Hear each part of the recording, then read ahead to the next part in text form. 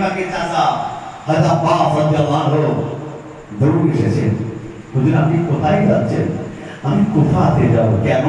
ওরা আমাকে পত্র পাঠাচ্ছে এজিদের নাপাক খেলাফত মানবে না, আমি ইমাম হোসেনকে তারা চাই। আপনি যাবেন না কেন? আরে বলছি যাবেন না। আরে কারণটা কি? কারণ হলো আমার বিশ্বাস ওদের জমান হয়তো আপনার পক্ষে কথা বলতে পারে, ওদের শরীরের শক্তি হাতের তলোয়ার আপনার পক্ষে কথা বলবে না। আমি আব্বাস রাদিয়াল্লাহু আনহু আমার দৃঢ় বিশ্বাস দেখে বললেন, ও নবীর চাচা, ও নবী পাকের সাহাবা, এই কথা বলে আমি ইমাম হাসানকে আপনি আটকাবেন না, আমাকে যেতে দেন। এই দেখেন ওরা যখন তথ্য আমাকে বারবার পাঠাচ্ছে, আমি একজন আমার প্রতিনিধিকে পাঠিয়েছি, নামদার ইমাম মুসলিম চাচাতো ভাইকে পাঠিয়েছি, মুসলিম বিন আকিল নিজের চাচাতো ভাইকে পাঠিয়েছি। চাচাতো ভাই যাওয়ার পরে তৎকালীন হয়তো মোবাইলে যুগ ছিল না, তিনি ওখানে যাওয়ার পরে শুনলাম একাত্তর নাই 10,000 মানুষ আমার নামে, আমি ইমাম হোসেনের নামে ইমাম মুসলিমের হাতে তারা বায়াত গ্রহণ করেছে। এই তার পত্র চিঠি আমাকে পাঠিয়েছে। দেখো এই তো চিঠি, তবু বলছেন না আমার বড্ড ভয় হচ্ছে, যাবেন না, আপনি নবী পাকের নাতি, আপনি যাবেন না। আহা, আমি রিকোয়েস্ট করছি, অনুরোধ করছি, এত কিছু বলবার পরে মানলেন না। 71 নয়, আবার পরে পত্র এসেছে কতজন? 18,000 মানুষ ইমাম হোসেন হুজুরের নামে মুসলিমের হাতে হাত দিয়ে বায়াত গ্রহণ করেছে। উনি বলতেন আর আমি দাঁড়াবো না, বেরিয়ে পড়েছেন। হঠাৎ হযরত আব্বাস রাদিয়াল্লাহু আনহু দৌড়ে দৌড়ে আসছেন। তিনি কাবার চত্বরে জোহরে নামাজ পড়ে ঘুমিয়েছিলেন, ঘুমিয়ে গেল, স্বপ্ন দেখে চোখ থেকে দৌড়ে আসছে কাঁদতে কাঁদতে। ওরে পাগের নাতি ইমাম হাসান রাদিয়াল্লাহু আনহু, আপনি যাবেন না, যাবেন না, আমি পাগের যারা, আমি আব্বা, আমি ঘুমের নামাজে পড়ে কাবা শরীফের চত্বরে একটু শুয়ে পড়েছিলাম, ঘুমিয়ে গেছিলাম। আমি ঘুমের পরে স্বপ্ন দেখলাম, তার গলা প্রান্তরটা দেখতে পেলাম, তার গলা প্রান্তরে চেয়ে চেয়ে দেখলাম একটু কিনারায় তোমার আম্মা জান, আপনার আম্মা জান বিশ্বনবী কলিজার টুকরা বেটি হযরত ফাতেমা রাদিয়াল্লাহু তাআলা উনি কি করলেন? একটু বিমস্ত চেহারা নিয়ে একটা ঝাড়ু হাতে করে দাঁড়িয়ে রয়েছেন। ওই সময় কিনারা বললাম, ও নবী ফাতেমা, কি বাবা তোমার হাতে ঝাড়ু কেন, বিমস্ত চেহারা কেন, এখানে দাঁড়িয়ে কেন? ওই সময় জবাব দিলেন, ও নবী পাকের সাহাবা, আপনি কি জানেন না এই জায়গায় আমার কলিজার টুকরো, আমার কলিজার টুকরো দাদা হযরত ইমাম হাসান, ইমাম হুসাইন রাদিয়াল্লাহু আনহু, আমার কলিজার টুকরো দাদা ইমাম হুসাইনকে নিশ্চয় এখানে শহীদ করে দেবেন। আমি মা আগের থেকে আমি সারোটা নিয়ে এই জায়গাটাকে একটু পরিষ্কার করে দিচ্ছি, কাপড় বাড়িটাকে একটু ক্লিয়ার করে দিলাম। আমার কলিজার টুকরো দাদা এখানে শহীদ হবে। এই কথা বলতে না বলে কাঁদতে কাঁদতে কাঁদতে ঘুমে পানি ফেলে গেলেন। ইমাম হাসান, আপনি যাবেন না, ইমাম হাসান আপনি যাবেন না, যাবেন না। এই কথা শোনার পরে হযরত ইমাম হাসান বলেছিলেন, দাদা না, আমাকে বারবার ডাকতে দেন, আমি গভীর হয়ে যাই না, আমি আসলে কমে যাই না, আমি দায়িত্ব আশা নিয়ে যাই না, আমি ডুবে যাই, আমি স্বার্থবাদ হয়ে যাবো, জিতের নাম্বার খারাপ মানতে রাজি না, আমি ডুবি না যাই, আমি স্বার্থবাদ হয়ে যাবো। আমার নানা দিয়ে বলে, ওরে আমার কলিজার টুকরো দিন, ওরা তোমাকে বারবার দেখেছিল, তুমি কেন যাও না, তুমি স্বার্থবাদ। আমাকে যদি বলে আমার নানা গানের সম্পর্কে আমি না কোথায়, আমি কি যারা দেখাবো, ওপারে যা আছে আছে, আমি চিন্তা করি না, আমি যাবো যাবো যাবো। এই কথা বলে আল্লাহ রাস্তায় চিঠি রাজি হয়ে গেলেন। আবার একজন দৌড়ে আসছে, আব্দুল্লাহ নওয়াব ওমর রাদিয়াল্লাহু হুজুরের বেটা হযরত আব্দুল্লাহ। আহা, আমি নবী খলিফাতুল মুসলিমিন হযরত ওমর হুজুরের সন্তান আব্দুল্লাহ দৌড়ে আসছে। ভাই হোসেন, আপনি যাবেন না, আপনি যাবেন না, কুফাবাসীদের দেখে আমার বড্ড ভয় হয়। ওরা গিরগিটের মতো রূপ বদলায়। অতএব আপনি যাবেন না, আপনি দাঁড়িয়ে যান, খবরদার যাবেন না। আমার বিশ্বাস ওরা হয়তো আপনাকে মুখে লিখিতভাবে পত্র পাঠিয়েছে, আপনি যাওয়ার পর ওরা হয়তো আপনাকে অপমান করতে পারে, আমার মন বলছে। অতএব আপনি যাবেন না, আপনি দাঁড়িয়ে যান।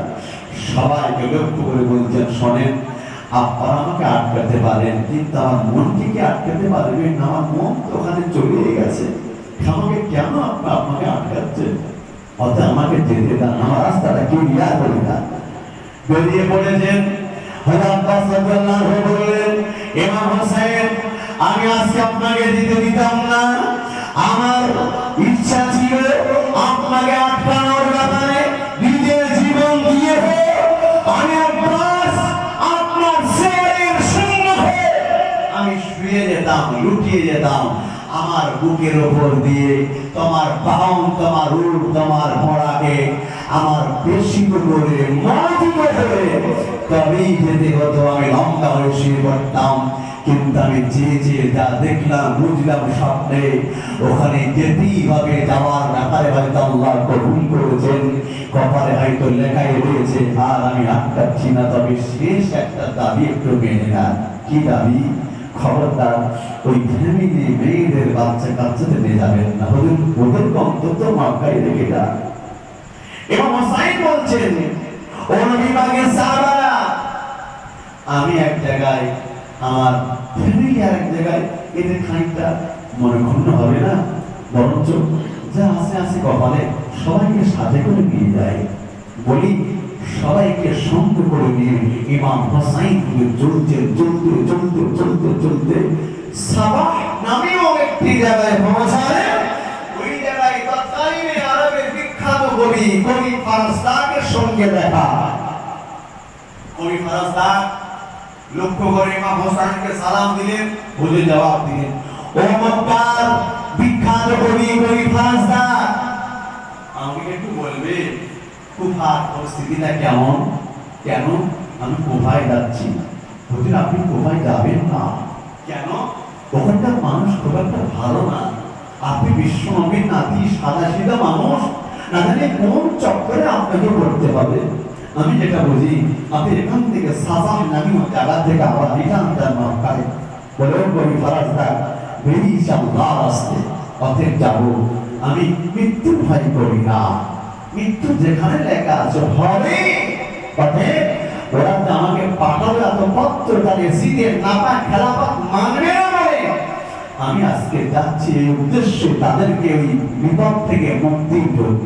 একবার ধরে বলুন, আর গদির কোন লোক নেই, আর দায়িত্ব আমি যাচ্ছি নাপা খেলাপাত থেকে ওদের পাঠানোর জন্য। আমাকে যেতেই হবে।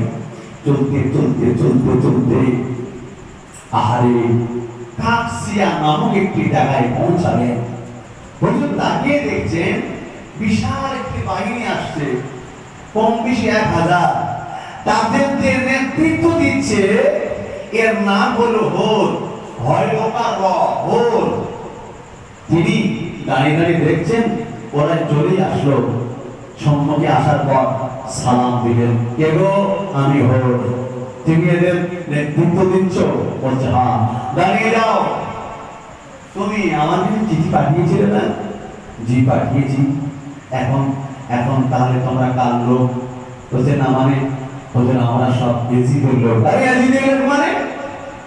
তোমরা আমাদের চিঠি বাড়িয়ে দিলে, তোমার চিঠি বাড়িয়ে হোসাইন চলে এসে তোমার হাতে হাত দেবা, গ্রহণ করবে, রাষ্ট্রপতি খলিফা তোমাকে মানতে চাই।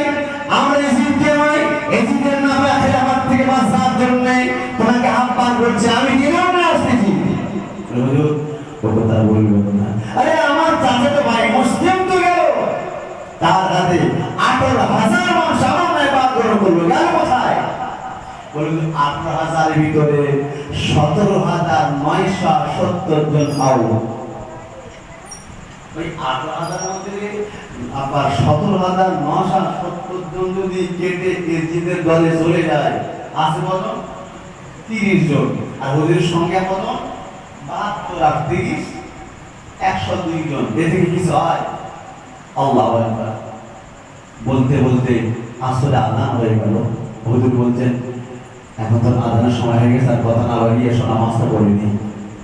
আচ্ছা, ইমামতি তোমাদের মধ্যে কি কেউ করবে নাকি আমি করব? কি বলতে ইমাম হোসাইন হুজুর, কতটা উদার মনের কথা। আহা, ইমামতি কি তোমরা কেউ করবে নাকি আমার ইমামতিতে তোমরা নামাজ পড়বে?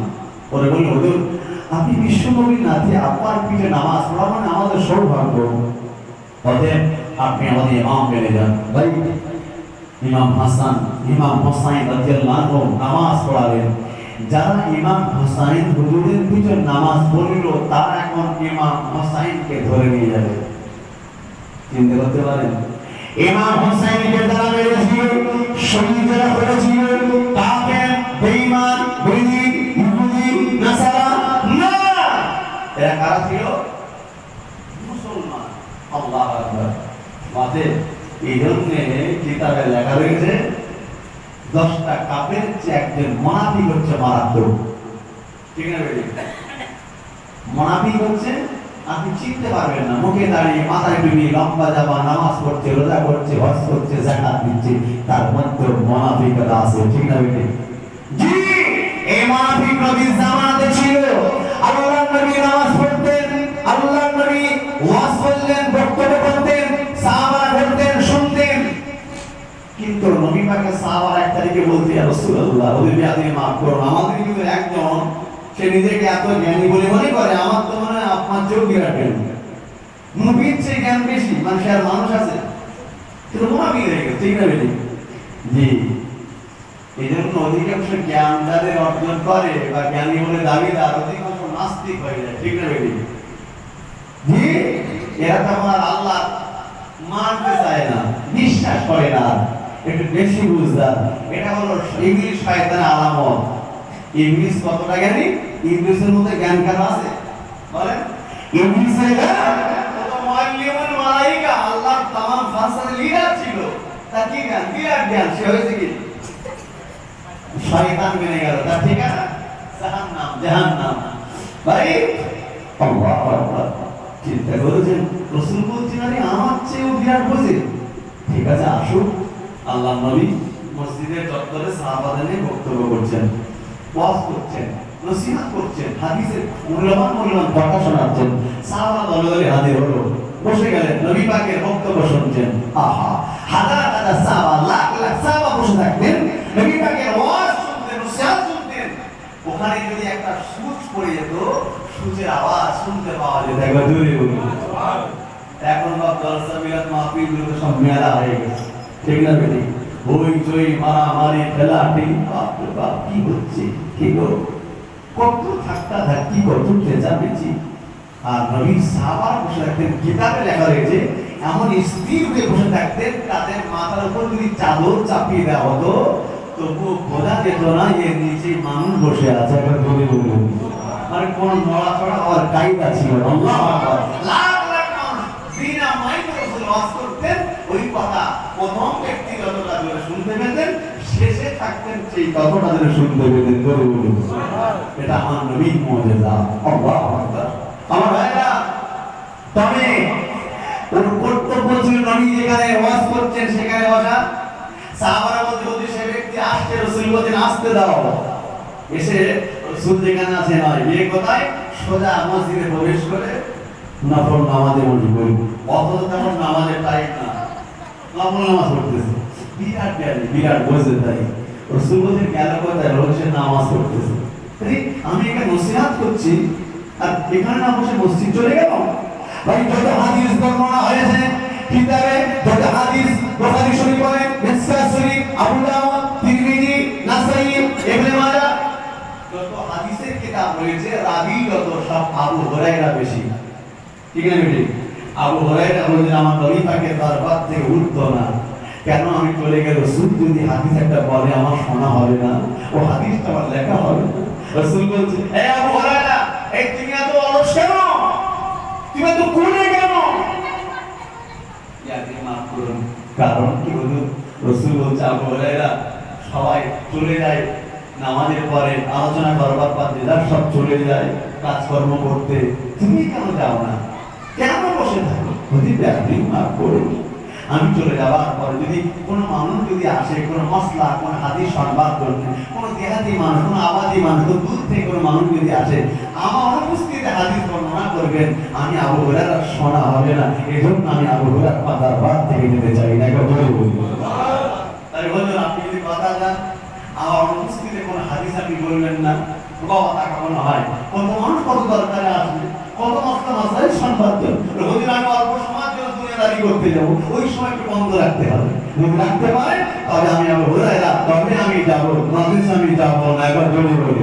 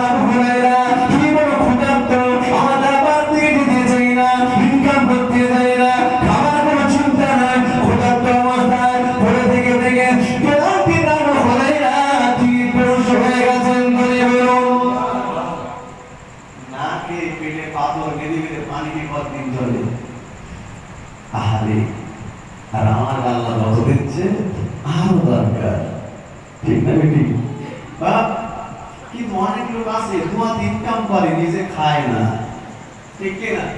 বুঝিয়ে রাখতে খাবে কে? ছেলে বলে নাতি কথা, এরা লোক আসে না। এইসব লোক শেষ বেশ মরণ হয় পান্তা খেয়ে, ঠিক না বেটি? পান্তা গলায় বেঁধে মরণ হয়, ভালো বা কেটে যায়নি। আর যখন একটু খাবো, ভুল বুঝবেন না, শেষ বয়সে নাতি কথা এনে দাদু খাও, মিষ্টি হয়ে যায়, শক্তি করে লাঞ্চা খাবো, যাবো সুন্দর। খাওয়ারটা কিন্তু দাদু খাইনি, ঠিক না? অনেক দাদু আছে, আরে আল্লাহ দেশে খাও, আল্লাহ খেতে নিষেধ করে, তবে হিসাবে খেতে বলছে, ঠিক না? অতিরিক্ত নয়, অতি ভোজনে পেট নষ্ট, আবার কম খেলে দুর্বল হয়ে পড়বে। আমার নবী পেটকে তিনটে ভাগ করতে, আমার ভালো মন্দ দেখে আগে থেকে ভাত দিয়েছিস কি করে সেটা দুটো খাওয়া যায়, ঠিক না বেটে? রসুল পেটকে তিনটে ভাগ করতেন। একটা পেটে খালি রাখতেন ইবাদতের জন্য, কেন? খালি পেটে থাকলে, পেটটা খালি থাকলে সিজদা করতে, রুকু করতে, উঠতে বসতে সহজ হয়, ঠিক না? আর একটা পেটে খালি রাখতেন পানির জন্য, পানি পান করবার। একটা পেট রসুল খেতেন। আল্লাহু আকবার, একবার বলি সুবহানাল্লাহ। আর কিভাবে? তরিকা সুন্নতে বসে, একটা উপরে একটা পানি নিচে রেখে বসা, যেমন মাস্টার ছাত্ররা বসে। এইভাবে যদি বসে আপনি খান, তাহলে দেখবেন 3 ভাগের 1 ভাগ খাওয়া হবে। একবার যদি বলি এই আটন গুলিয়ে যদি আপনি বসে খান, করে পেটকে 3 ভাগ করতে পারবেন। বিজ্ঞানীরা হেরে গেছে, 3 ভাগ কি করে করা যায়? আটন গুলিয়ে বসে, উবু হয়ে বসে সব রকম পদ্ধতি খেয়ে দেখতে মেশিন চেক করে 3 ভাগ হচ্ছে, ভাই 2 ভাগ হয়ে যাচ্ছে, নাই 1.5 ভাগ। কিন্তু পদ্ধতি যখন রসুলের অবলম্বন করা হবে বসার, তখন 3 ভাগের 1 ভাগ খাওয়া হবে। জায়গা জোরে বলি আল্লাহু আকবার। আমার নবী কত বড় বিজ্ঞান ছিল, আল্লাহু আকবার।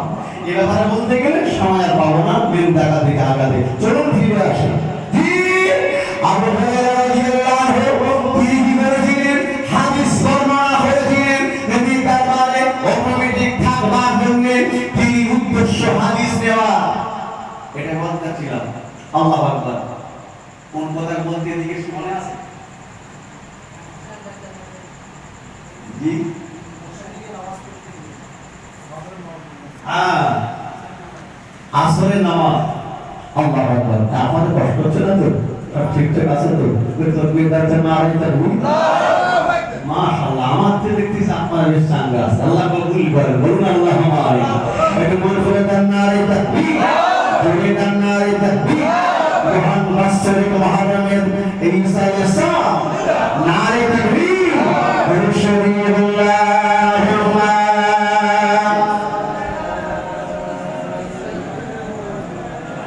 وعلى آل سيدنا